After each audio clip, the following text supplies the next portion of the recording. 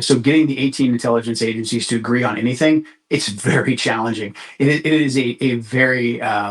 laborious and it's sometimes a very intense process of coordination and having people argue their cases. When you have the 18 intelligence agencies saying without a doubt that Iran is not working towards a nuclear weapon, and the Defense Intelligence Agency doing battle damage assessment, which is what the DIA really specializes in, is having these military based assessments,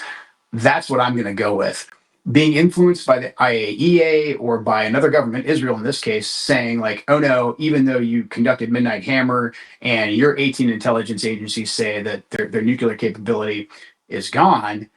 they're still somehow digging out from the rubble, and they're going to be able to assemble 10 bombs in 2 weeks. Again, sorry, I'm going with with what the director of national intelligence said, and she's saying that based on the research and the analysis and the rigorous debate of 18 intelligence agencies.